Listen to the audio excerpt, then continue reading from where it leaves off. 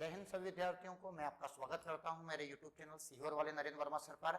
आज मैं आपके लिए पार्ट 6 लेकर आया हूं, जिसके अंतर्गत अपन ने भाग 5 मैंने पहले करवा दिया है। जीएस का भाग 6 है। मैंने आपसे कहा था कि जितने पेपर हुए 2021 के, मैं आपको पूरे पेपर शिफ्ट वाइज करवा रहा हूं, जिसके अंतर्गत जीएस का संपूर्ण विस्तार मैं आपको बता रहा हूं। साथ में एक आम सूचना है कि जो विद्यार्थी का भी सचिवालय का पेपर है, तो उन विद्यार्थियों के लिए अभी बहुत सारे बच्चों की डिमांड थी कि सर एमपीजी के उसके अंतर्गत आ रहा है 50 नंबर में एमपीजी के, और साथ में अगर अपन देखें तो कंप्यूटर की क्लासेस भी है उसके अंतर्गत। तो जिन विद्यार्थियों ने गार्ड में फॉर्म भरा उसको पीवर 50 नंबर का एमपीजी के है, और बाकी जो सचिवालय में जिसमें के पास में सीपीसीटी था, उन विद्यार्थियों को भी इसमें 50 नंबर का एमपीजी के है। तो ये 2 से 3 एक समय में एमपीजीके की 1 घंटे मैंने क्लासेस शुरू कर रहा हूँ। सोमवार से ये बैच मेरा स्टार्ट हो रहा है, मंडे से। तो जिन विद्यार्थियों का सचिवालय का फॉर्म भरा हुआ है उनको मिनिमम चार्ज में एमपीजीके क्लासेस दे रहा हूँ 1 घंटे की। आपका जिनका भी पेपर है सचिवालय का, एक बार क्लासेस आप लोग ले लीजिए, आपका पेपर आराम से निकल जाएगा। कोई ज्यादा मगजमारी नहीं है, ना मैथ्स है ना रीजनिंग है ना कुछ नहीं है। एमपीजीके अपना आराम से आप लोग मेरी क्लासेस समझ लोगे तो उससे बाहर बिल्कुल नहीं जाएगा। ये 2 से 3 है। इसमें जो भी विद्यार्थी तैयारी करना चाहते हैं तो ये मेरे कॉन्टेक्ट नंबर है 9713115261। इस पर आप कॉल करके अपनी क्लासेस बुक कर सकते हैं, ठीक है। और एसएससी जीडी की तो अभी आपको पता है मध्य प्रदेश पुलिस का जो रिजल्ट आया है, तो जो विद्यार्थी पास हो गए उनको बहुत बहुत बधाई हो कोचिंग की ओर से, और जो विद्यार्थी पास नहीं हो पाए उनको भी टेंशन लेने की जरूरत नहीं है। अभी एसएससी जीडी है अपने पास में, अभी 23 और 24 तो पूरा भर्तियों में जाएगा, बिल्कुल रुकना नहीं है। हो सकता है अपने लिए और अच्छा लिखा हो। तो जो विद्यार्थी जीडी की तैयारी करना चाहते हैं 7 से 10 और 10 से 1, उनके लिए 1500 रुपए मिनिमम चार्ज में बैचेस बना हुआ है। और बाकी कोचिंग में जिन विद्यार्थियों ने इस बार अच्छे नंबर से पास हुए उनको भी मेरी ओर से बहुत बहुत बधाई हो मध्य प्रदेश पुलिस के लिए, और उनको आगे के लिए भी शुभकामना कि आगे भी और आप अपनी तैयारी करते रहिए। देखिए जीएस भाग 6 की अपन बात करें तो इसके अंतर्गत आज अपन देखेंगे जीएस का जो अगला पार्ट है, जिसमें अपन क्वेश्चन लगा रहे हैं जीएस के। इनको फुल विस्तार में मैं आपको याद करवा रहा हूं, मेरे साथ जुड़े रहे। और साथ में इन क्वेश्चनों के जो एक्स्ट्रा क्वेश्चन मैं आप लोगों को बता रहा हूं, उन क्वेश्चनों को आप हो सके तो नोट डाल के लिख लीजिए। पहला क्वेश्चन है, भारत में अनियमित जमा योजना प्रतिबंध अधिनियम वर्ष में लागू हुआ था। भारत में अनियमित जो जमा योजना है, जो लोग पैसे वैसे जमा करते थे, उनके पैसे के अंतर्गत कुछ धांधली हो जाती थी, पैसे निकाल लिए, कोई भाग गया, तो उनके लिए सरकार ने 2019 के अंतर्गत एक अधिनियम लागू किया था, ताकि इसके अंतर्गत किसी प्रकार से जमा राशि में किसी भी व्यक्ति के साथ में कोई फ्रॉड ना हो। याद रखना, तो भारत में अनियमित जमा योजना प्रतिबंध अधिनियम वर्ष में लागू हुआ। कब लागू हुआ था? 2019 में। यह अपना पहला क्वेश्चन। अगला क्वेश्चन आप लोग देख रहे हैं, इसमें आपको दिख रहा है, निम्नलिखित में से किस मंत्रालय ने सितंबर 2021 में शिक्षक पर्व का आयोजन किया? देखिए, जो विद्यार्थी एसएससी जीडी की तैयारी कर रहे हैं, पहले तो मैं आप लोगों को बता दूं कि 5 से 10 क्वेश्चन करंट अफेयर के आ रहे हैं। ये भी करंट का क्वेश्चन है, ये भी करंट का क्वेश्चन है। तो आप लोगों को ये जो करंट, ये तो कवर हो ही गया। आने वाला जो करंट के वीडियो है मेरी ऑफलाइन क्लासेस में चल रहा है, सिर्फ मैं इसमें आपको प्रैक्टिस सेट लगवा रहा हूं। बाकी जिनको तैयारी करनी है इस हिसाब से तो उनकी रेगुलर क्लासेस चल रही है। देखिए यहाँ पर आप लोग देख रहे हो, निम्नलिखित में से किस मंत्रालय ने, तो ये आएगा आपका शिक्षा मंत्रालय। वैसे दिख रहा है शिक्षक पर्व, तो कुछ क्वेश्चन तो अपन देख के लगा सकते हैं, इसमें कुछ सॉल्यूशन कुछ करने नहीं है। निम्नलिखित में से किस मंत्रालय ने सितंबर 2021 में शिक्षक पर्व का आयोजन किया? किसने किया था? शिक्षा मंत्रालय ने। शिक्षा मंत्रालय ने, नरेंद्र मोदी ने शिक्षा के अंतर्गत सुधार करने के लिए, शिक्षा के अंतर्गत नया अपडेट करने के लिए नई शिक्षा नीति भी लागू की है। आप लोगों को मैं टॉपिक भी पढ़ाऊंगा, तो इस पे से भी क्वेश्चन पेपर में आ रहा है। तो इसका जो आंसर होगा क्या आएगा? शिक्षा मंत्रालय। कुछ क्वेश्चन तो ऐसे हैं जो देख के ही आपको समझ में आ जाएंगे, उसमें कुछ नहीं करना है। अगला क्वेश्चन देखिए आप लोग, बहुत अच्छा क्वेश्चन है, मैं बार बार आपको बता रहा हूँ। देखो ये आ गया, इतिहास का क्वेश्चन है, हिस्ट्री का क्वेश्चन है। इतिहास की अगर अपन बात करें तो इतिहास का बहुत अच्छा क्वेश्चन है, दिल्ली सल्तनत, मुगल वंश से दिल्ली सल्तनत के दबा के क्वेश्चन आ रहे। सर्वाधिक मुगल क्या आ रहे, अब दिल्ली सल्तनत के स्टार्ट हो गए। दिल्ली सल्तनत में सैन्य दिल्ली सल्तनत में सैन्य कमांडो, ये कमांडरों को सौंपी गई प्रादेशिक इकाइयों को के रूप में जाना जाता है। मतलब दिल्ली सल्तनत से अपन बात करें तो मैंने आपको बताया था 15 मार्च 1206 में दिल्ली सल्तनत की क्या हुई थी? स्थापना हुई थी। कब हुई थी स्थापना? 15 मार्च 1206 में। तो ये जो चला था, ये चला था 1526 तक। कब तक चला था ये? 1526 तक। दिल्ली सल्तनत की अगर अपन बात करें तो दिल्ली सल्तनत में पूरे के पूरे 5 वंश आए थे और 5 वंश के 24 शासक आए थे। जैसे मेरी कोडिंग है, गुल खिले तुम शायद लोग ही, गुलाम वंश, तो गुलाम वंश के बाद में गुल खिले, खिलजी वंश, तुगलक वंश, सैयद वंश और लास्ट में आएगा आपका लोधी वंश। 1526 के बाद में फिर कौन सा वंश आ गया था? मुगल वंश आ गया था। मुगल वंश में कितने शासक आए थे? 15 शासक आए थे। इसके बाद 1858 के अंतर्गत अगर अपन देखें तो 1857 क्रांति के बाद में ब्रिटिश एम्पायर का भारत के अंतर्गत राज हो गया था।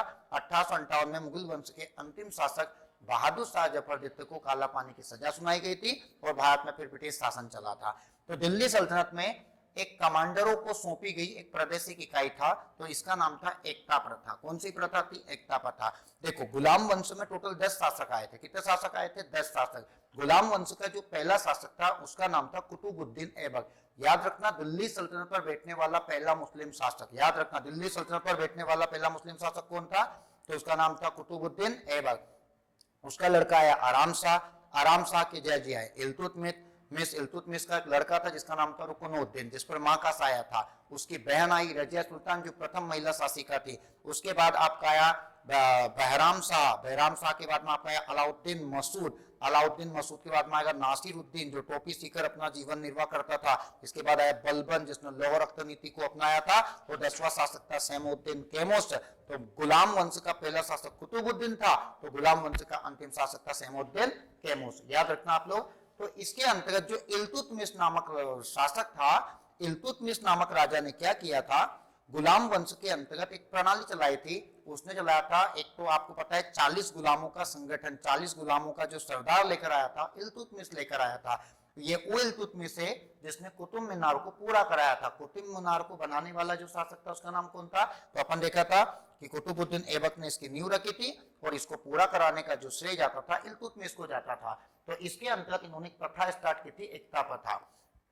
दिल्ली सल्तनत का जो विस्तार था पूरे भारत में बढ़ता गया। दिल्ली सल्तनत कुतुबुद्दीन के समय एक एरिया छोटा था। इसके बाद में इन्होंने अपने एरिया को बहुत लंबा फैला दिया। जब फैला दिया तो ये इतने बड़े एरिया को संभाल नहीं पा रहे थे, तो इन्होंने क्या कर दिया? हर एरिया में छोटे छोटे एरियो में इसको छोटे छोटे टुकड़ों में बांट दिया और वहां पर कमांडर छोड़ दिए। तो उसको बोलते हैं अपन एकता प्रथा। वहां पर एक कर्मचारी को छोड़ दिए जो पूरे के पूरे क्षेत्र को संभालेगा, और इन्होंने इस तरीके से एकता प्रथा के माध्यम से इन्होंने भारत पर राज किया था। ये क्वेश्चन था कि दिल्ली सल्तनत के अंतर्गत कमांडरों को सौंपी गई प्रादेशिक इकाई को क्या कहते हैं अपन? एकता प्रथा। तो क्वेश्चन आ जाए कि ये कौन लेकर आए थे? तो ये लेकर आए थे इल्तुतमिश। कौन लेकर आए थे? इल्तुतमिश लेकर आए थे। याद रखना है ना, दिल्ली की गद्दी पर बैठे थे ये, और इन्होंने भारत के अंतर्गत तुगलकनामा नीति को तो अपनाने वाले बाबर थे। इन्होंने भारत के अंतर्गत जो लेकर आए थे 40 गुलामों का संगठन है, 40 गुलामों का सरदार इनको कहा जाता है। अगला आएगा 2020 में निम्नलिखित में से किसने लिज ओपन टेनिस का एकल खिताब जीता? देखो, ये बहुत अच्छा क्वेश्चन है कि कौन से ने टेनिस का एक एकल खिताब जीता है। तो उनका नाम था आपका आर्यना सबलेका। क्या नाम था? आर्यना सबलेका ने लिज ओपन टेनिस का एकल खिताब जीता है। तो करंट अफेयर में खेल से संबंधित प्रत्येक पेपर में क्वेश्चन आ रहे हैं। अपन ये वीडियो क्यों देख रहे हैं? क्या कि अपन को मालूम पड़ जाए कि अपन को पढ़ना कैसे, पेपर में शिफ्ट वाइज किस किस टाइप के क्वेश्चन आ रहे हैं ना। तो ये आपको करंट अफेयर में खेल तो बिल्कुल पूछा जा रहा है। करंट छोटा सा है, ज्यादा नहीं। आप पढ़ोगे, स्पीडी ले लो, कोई सी भी किताब ले लो रेलवे की, आप उससे पढ़ सकते हो। देखो, अगला दिया है क्वेश्चन इसके अंतर्गत, बहुत अच्छा क्वेश्चन है। क्वेश्चन देखिए आप लोग पहले। क्वेश्चन अपन देखिए, इसमें से क्वेश्चन नदियों से संबंधित है। क्वेश्चन है अपना, निम्नलिखित में से कृष्णा नदी की एक सहायक नदी कौन सी है? मैं आपको बता रहा हूं, इंडियन ज्योग्राफी के क्वेश्चन आ रहे हैं और नदियों का तो एक क्वेश्चन हर पेपर में आ रहा है। कितना अच्छा क्वेश्चन दिया। निम्नलिखित में से कृष्णा नदी की एक सहायक नदी कौन सी है? देखो, इन वीडियो को देखने के बाद में आपको इतनी चीज तो समझ में आ ही जाएगी यहाँ पर कि अपन को तैयारी कैसे करना है। देखिए, कृष्णा नदी की सहायक नदी कौन सी है, और साथ में इन नदियों के क्वेश्चन भी आपके कवर हो जाएंगे। तो कृष्णा नदी को आपको पता है सभी को, पहले मैं आपको बता दूं, कृष्णा नदी दक्षिण भारत की बहने वाली दूसरी सबसे लंबी नदी है। कृष्णा नदी की अपन अगर बात करें तो ये बंगाल की खाड़ी में गिरती है। उसकी मेरी कोडिंग है, कृष्णा कावे की बहू और गोपे की बेगम है। बंगाल की खाड़ी में गिरने वाली सारी नदियां आ गई। दक्षिण भारत की सबसे लंबी नदी का नाम गोदावरी है, जिसकी लंबाई 1465 किलोमीटर है, जो त्र्यंबक महाराष्ट्र से निकलती है और बंगाल की खाड़ी में जाकर गिर जाती है। दूसरी नदी की अपन बात करें तो इसका नाम क्या है? कृष्णा नदी है। कौन सी नदी है अपनी? कृष्णा। कृष्णा की अपन बात करें तो कृष्णा नदी जो निकलती है महाबलेश्वरम से निकलती है। आपको पता है भगवान श्री कृष्ण बहुत महाबली थे, तो महाबलेश्वरम से निकलती है। महाबलेश्वरम कहाँ पड़ेगा? महाराष्ट्र में पड़ेगा। महाबलेश्वरम महाराष्ट्र से निकलती है और बंगाल की खाड़ी में जाकर गिर जाती है। किसकी बात करें अपन? कृष्णा नदी की। तो कृष्णा नदी में देखो प्रणीता, पूर्णा, मंजारा और घाट प्रभा। तो इसमें क्वेश्चन था निम्नलिखित में से कृष्णा नदी की एक सहायक नदी कौन सी है? तो कृष्णा नदी की एक सहायक नदी का नाम है इसमें घाट प्रभा। अब नदियों का क्वेश्चन है तो मैं थोड़ा सा इनको विस्तार ले लेता हूँ। इसका जो आंसर आएगा क्या है? घाट प्रभा।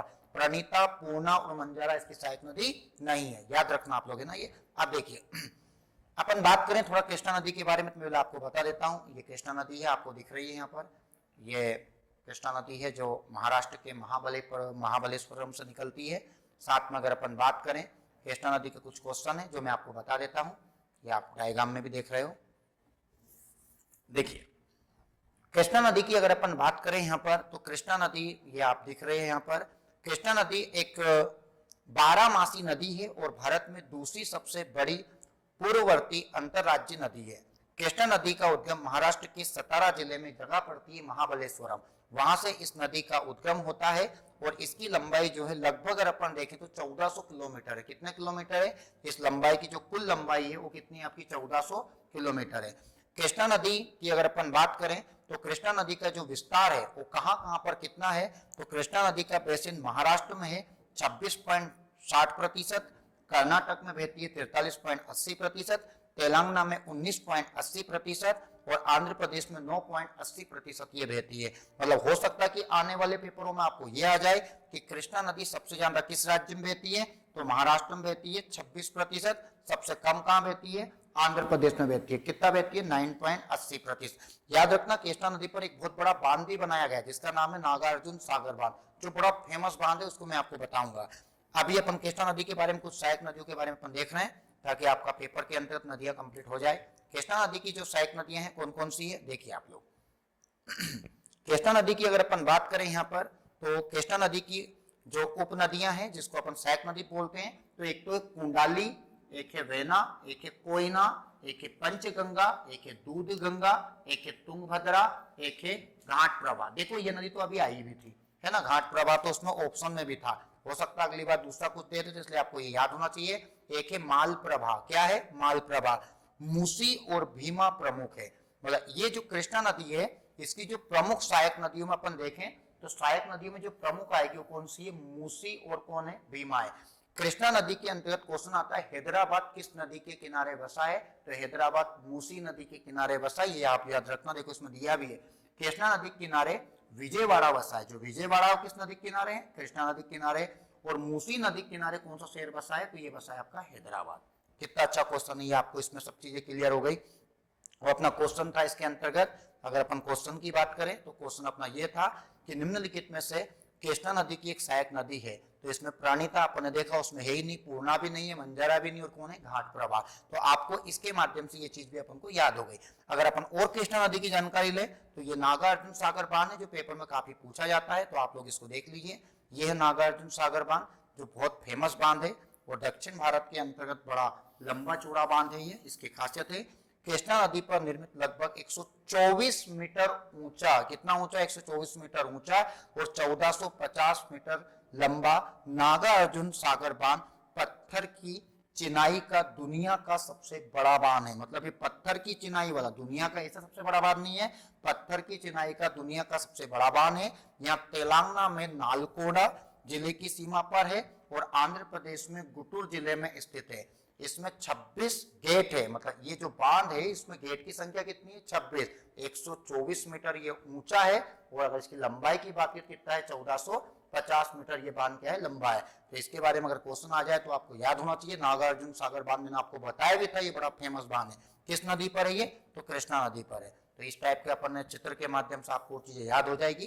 तो ये अपना क्वेश्चन कंप्लीट हुआ जिसमें अपन देखा कृष्णा नदी की एक सहायक नदी का नाम क्या है?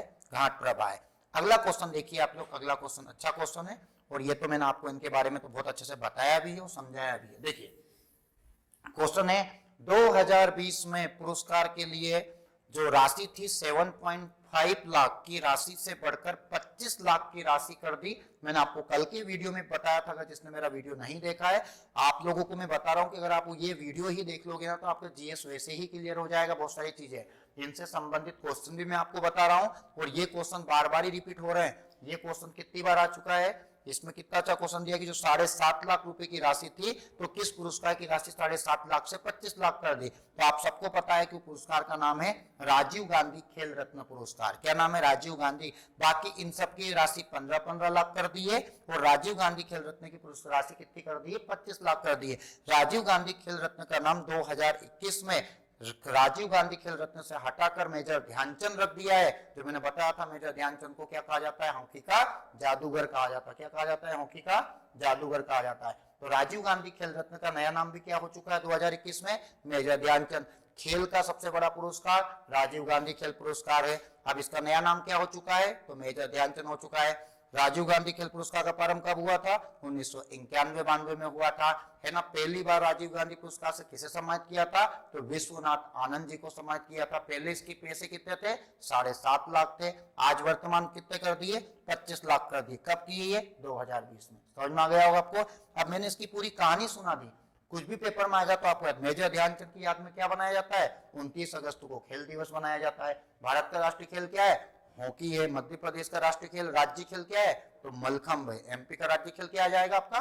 मलखंभ आ जाएगा। देखिए अगला अपन देखें यहाँ पर, तो ये बहुत अच्छा क्वेश्चन है। सेबी, आपने सुना होगा सेबी का, जिसको प्रतिभूति नियमित बोर्ड के नाम से जाना जाता है। सेबी का मुख्यालय निम्नलिखित में से किस शहर में स्थित है? तो याद रखना, सेबी का एक तो मुख्यालय है। ये तो बहुत नॉर्मल क्वेश्चन पूछ लिया उसने। सेबी की स्थापना और सेबी के क्षेत्रीय कार्यालय में पूरा सेबी का ही विस्तार बता दूंगा। अगर इस पे से क्वेश्चन आया तो आपका आने वाले पेपरों में भी गलत नहीं होगा। सेबी का मुख्यालय तो मुंबई है। सेबी का मुख्यालय कहां पर है? मुंबई है। अगर आप लोगों को पता होगा कि सेबी जो है आपको ये है प्रतिभूति विनिमय बोर्ड है, जिसको बोलते हैं अपन हिंदी में। सेबी की जो स्थापना हुई थी ना, देख लीजिए आप लोगों को मैं पूरा इसमें दिखा देता हूं पहले। ये सेबी का फोटो है, यहाँ पर आप लोग देख रहे हो, है ना। फोटो से और आपको मालूम पड़ जाएगा। कभी जाना वाना हुआ मुंबई तो आप लोग देख के आना। हमारा कैमरामैन में से संजू गया है। भाई कैमरामैन संजू सुन रहा होगा, देख रहा हो तो ये देख के आना है तुम्हें वहां पर, है ना। देखिए ये है सेबी। सेबी की अगर अपन बात करें यहाँ पर तो बहुत अच्छा है। इसके बारे में मैंने पूरी आपको डिटेल बता दी। देखो एक क्वेश्चन, मेरा उद्देश्य है कि अपन जो भी सेबी पढ़ेंगे तो उसकी पूरी कहानी सुना दूंगा, तो आने वाले पेपरों में भी आपको सेबी कंप्लीट हो जाएगा। सेबी की स्थापना 12 अप्रैल 1988 में हुई। सेबी की जो स्थापना हुई कब हुई? 12 अप्रैल 1988 में हुई। एक क्वेश्चन। तथा सेबी अधिनियम, सेबी का जो अधिनियम आया था वो आया था 1992 के तहत सेबी को वैधानिक मान्यता मिली थी 30 जनवरी 1992 को। सेबी की स्थापना कब हुई? तो 12 अप्रैल 1988। उसमें क्वेश्चन क्या पूछा था? एक ही क्वेश्चन पूछा था, सेबी की स्थापना, सेबी का मुख्यालय कहाँ है? तो आपने क्या बता दिया? मुंबई। पर अब इससे संबंधित अपनी सोच बढ़ाओ कि जो क्वेश्चन है तो उसके आगे पीछे का पूरा उसका खगोल दो पूरे के। उसको भगवान की कसम आप लोग अगर ऐसे पढ़ोगे तो अच्छे अच्छे पेपर को आप लोग चीक मरवा दोगे, वरना बता रहे हैं आप लोग हर पेपर में चीक मारोगे। देखिए कुछ नहीं मरवाओ, इसलिए बता रहे हैं कि आप लोग इसको पूरी तरीके से फुल डिटेल में इनको समझो। सेबी की स्थापना 12 अप्रैल 1988 को। सेबी की अपन बात की तो अधिनियम कब आया था? 1992 में। वैधानिक दर्जा कब मिला था? 30 जनवरी 1992 को मिला था। सेबी का मुख्यालय कहां पर? सेबी का मुख्यालय मुंबई के बांद्रा में है। देखो एक क्वेश्चन मिल गया। सेबी का मुख्यालय मुंबई में भी किस जगह पर है? बांद्रा में। कुर्ला परिसर के व्यवसायिक जिले में है और क्रमशः नई दिल्ली इसके क्षेत्रीय कार्यालय है। टोटल 4 क्षेत्रीय कार्यालय में तो आएगा दिल्ली, कोलकाता, चेन्नई, अहमदाबाद।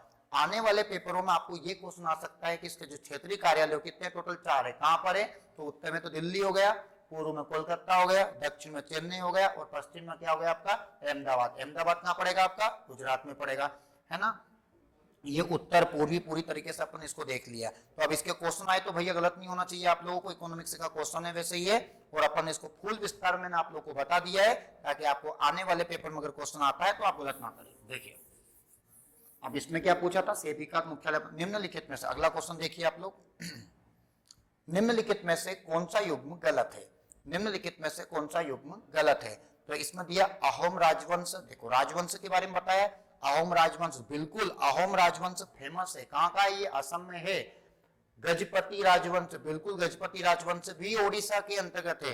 मैं इतिहास पढ़ा रहा हूँ, उसमें सब चीजें आपको बता रहा हूँ। ये सकरी राजवंश, अब आपको पता है सकरी राजवंश इसमें दिया, इसका आंसर है पंजाब। बिल्कुल गलत है, सकरी राजवंश पंजाब में नहीं है, सकरी राजवंश तो उत्तर प्रदेश में। कहां पर है ये? उत्तर प्रदेश। तो इसका आंसर क्या आएगा? पंजाब। गलत है, यूपी इसका आंसर। सकरी राजवंश कहाँ है? यूपी। मेवाड़ राजवंश सभी को पता है राजस्थान में है ना। मेवाड़ के तो राजाओं के बारे में आपको कहानी वैसे सुना रहा हूँ जो ऑफलाइन क्लासेस बच्चे ले रहे हैं। अहोम राजवंश असम, गजपति राजवंश ओडिशा, सकरी पंजाब में नहीं है। कहां पर? यूपी में। अब आपको साथ में 4 राजवंश भी याद हो गए, आने वाले पेपर में आ गया। अब आप लोग जो भी कोचिंग यहाँ पर पढ़ रहे हैं उनको ये वंश तो वैसे मैं पढ़ाऊंगा यहाँ पर, है ना।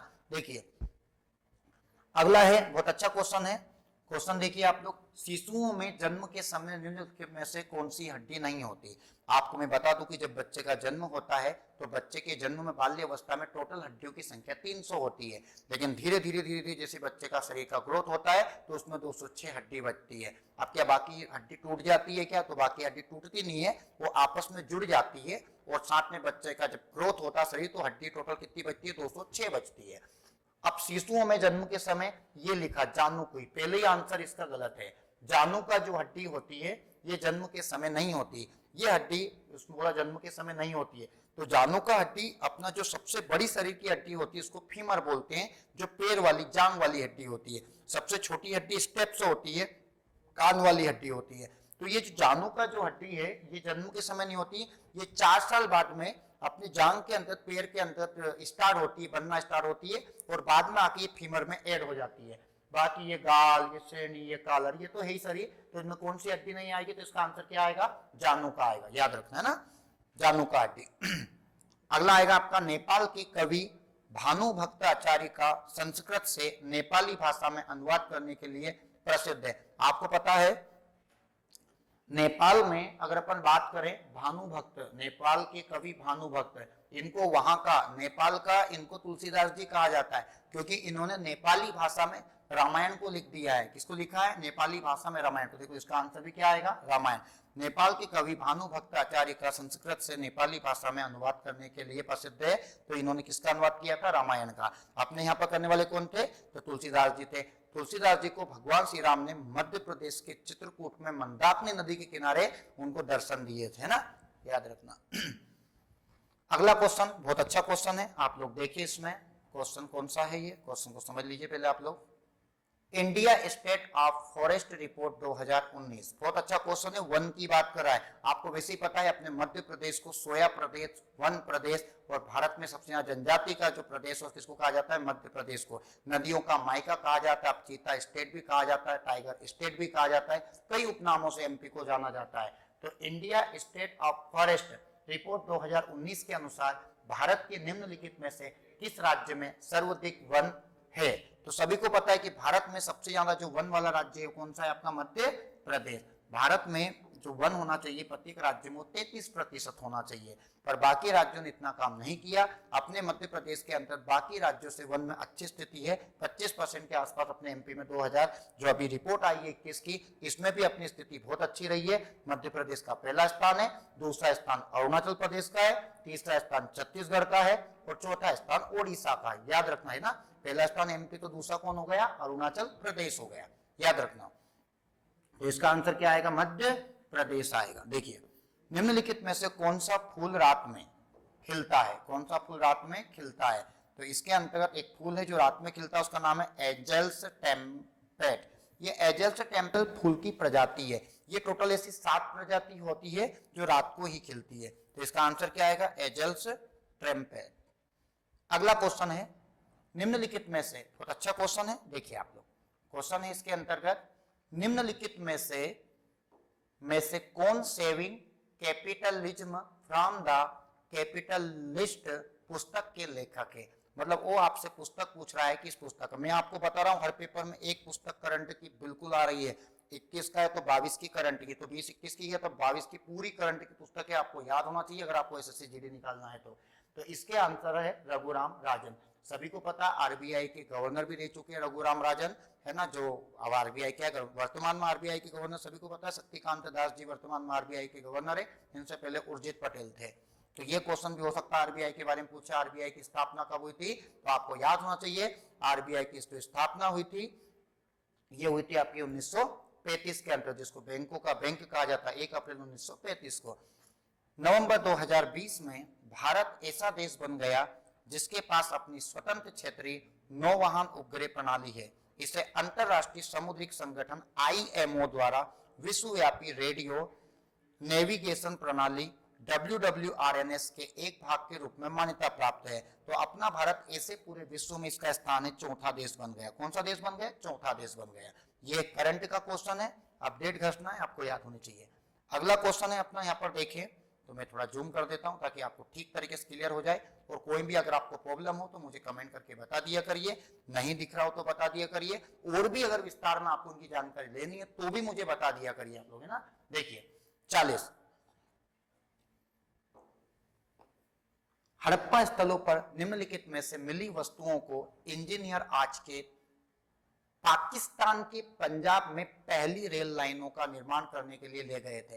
हड़प्पा स्थल आपको पता है, मोहनजोदाड़ो हड़प्पा सभ्यता, मोहनजोदाड़ो हड़प्पा सभ्यता है जो सबसे प्राचीन सभ्यता है भारत की। विश्व की सबसे प्राचीन सभ्यता आपको पता है मेसोपोटामिया की सभ्यता है। अपने भारत की सभ्यता है सिंध सभ्यता। सिंध सभ्यता में हड़प्पा और मोहनजोदाड़ो का जो सभ्यता का विनाश जो हुआ था वो सिंध नदी में बाढ़ के कारण हुआ था। तो इसमें जो लेके गए थे लोग, क्या लेके गए थे? ईंट। और ईंट से क्या बनाई थी? वहां पर रेलवे लाइन के अंतर्गत ईंटों का प्रयोग किया था। यही बोल रहा है कि हड़प्पा स्थलों में निम्नलिखित में से वस्तुओं का इंजीनियरिंग आज के पाकिस्तान के पंजाब में पहली रेलवे लाइन का जो निर्माण किया था उसमें कौन से सामान का प्रयोग किया था? ईंट का किया था।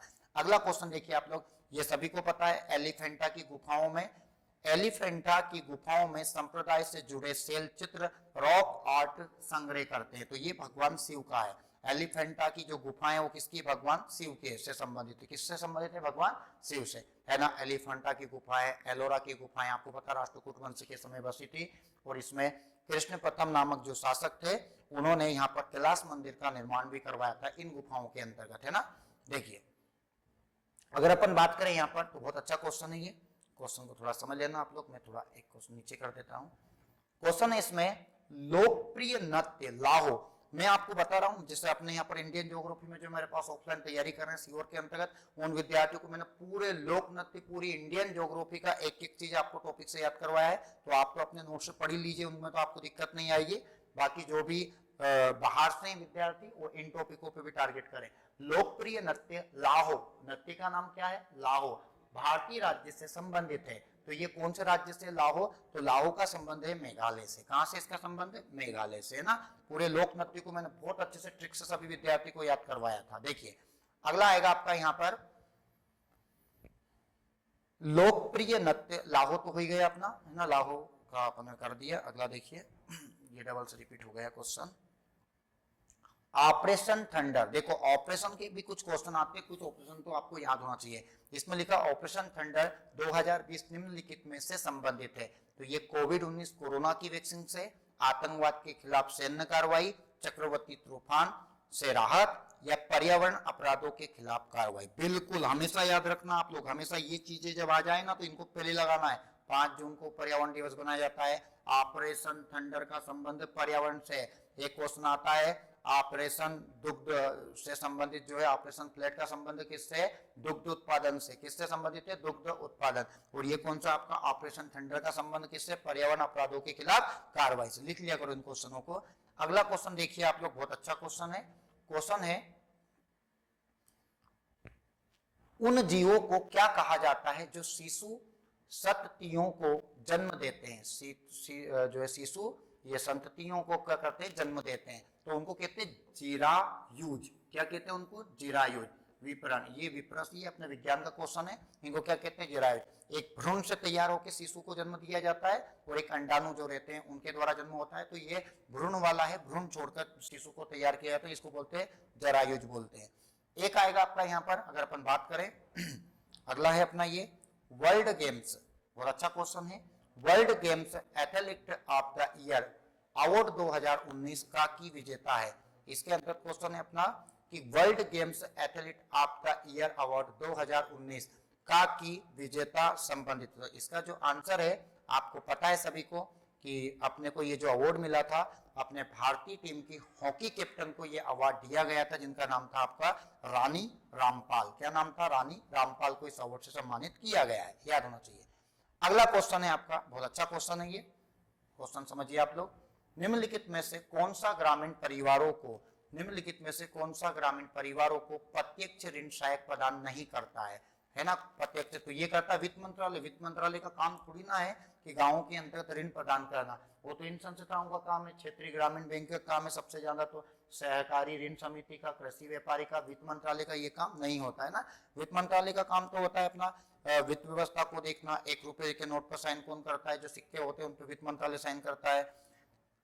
अगला क्वेश्चन देखिए, आंशिक परिसीमित तटीय जल निकाय होता है जहां नदियां और जलधाराओं के मीठे पानी में महासागर के खारे पानी का मिश्रण होता है। मतलब जहां पर नदियां और महासागर मिल जाते हैं उस जगह को अपन क्या कहते हैं, तो उसको बोलते हैं मुहाना या एस्चुरी बोलते हैं। डेल्टा का मतलब तो होता है दो नदियां आपस में भड़काती है, तो ये जो आकार बनता है किसका बनता है, डेल्टा का। भारत में अधिकांश नदियां डेल्टा बनाती है। जैसे आपको पता है भारत की गंगा और ब्रह्मपुत्र नदियां विश्व का सबसे बड़ा डेल्टा बनाती है, जिसका नाम है सुंदरवन डेल्टा, जो कहां पड़ेगा आपका, पश्चिम बंगाल। अपनी नर्मदा नदी सीधे जाकर आती है और खाई में गिर जाती है और समुद्र में उसका पानी जाता है, तो ये मीठा पानी और समुद्र का पानी मिल जाता है, तो उसको बोलते हैं एस्चुरी, डेल्टा एस्चुरी, जोरनदेमुख या मुहाना उसको बोलते हैं ना। तो नर्मदा नदी क्या बनाती है, जोरनदेमुख बनाती है, एस्चुरी बनाती है। क्वेश्चन आता है पेपर में। अगला क्वेश्चन देखिए आप लोग यहाँ पर, अगला क्वेश्चन है, निम्नलिखित में से किस भारतीय सितार वादक और प्रमुख संगीतज्ञ ने 20वीं शताब्दी की शुरुआत में एक संकेतन प्रणाली विकसित की और भारतीय उपमहाद्वीप की संगीत प्रथाओं की वर्गीकृत किया, जो कि पहले मौखिक परंपरा से आगे बढ़ती रही थी। मतलब वो उनका नाम पूछ रहा है कि वो कौन है ऐसे जिन्होंने अपने भारतीय संगीत को सितार वादक में आगे बढ़ाया। तो इसमें दिया उसने विष्णु नारायण भातखंडे, मनिका चंद्र दुबे या सिद्धार्थ या हजी। तो इसका जो आंसर हो कौन है, विष्णु नारायण भातखड़े। ये इन्होंने संगीत में सितार वादक को आगे बढ़ाया था। तो जितने भी सितार वादक है इनको वैसे मैंने ऑफलाइन वाले बच्चों को ट्रिक से याद कराया था, है ना। तो आप लोग इसका आंसर वैसे भी दे सकते थे और कुछ आंसर का आप भी जवाब दिया करो इसमें जो आपको याद है, जो मैंने पढ़ा दी है। जैसा कि केंद्रीय बजट 2020 में घोषित किया गया कि इलेक्ट्रिक वाहनों की खरीद हेतु लिए गए ऋण पर दिए गए ब्याज पर कटौती के रूप में तक की राशि का दावा किया गया। तो इसका आंसर आएगा 1.5 लाख तक का दावा किया गया। बजट 2021-22 का जो बजट है और जो 22-23 का बजट है, आपका बजट तैयार होना चाहिए, बजट से क्वेश्चन आ रहे हैं। और लास्ट क्वेश्चन है अपना इस सीरीज का, भारत के संविधान का क्वेश्चन तो आ ही रहा है। भारत के संविधान के निम्नलिखित प्रावधानों में से कौन सा प्रावधान संसद के साधारण बहुमत द्वारा संशोधित किया जा सकता है। तो इसका आंसर आएगा संसद में गणपूर्ति कोरम। इसमें एक संशोधन हो सकता है ना। क्या किया, मौलिक अधिकार, राष्ट्रपति का निर्वाचन, उसकी प्रक्रिया, 7वीं अनुसूची से कोई भी सूची नहीं। तो इसका जो आंसर आएगा वो क्या आएगा, संसद में गणपूर्ति।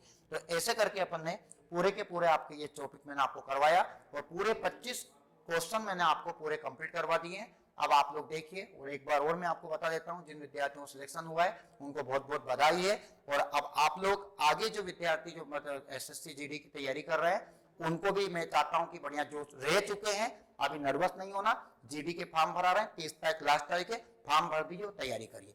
जय हिंद सभी को।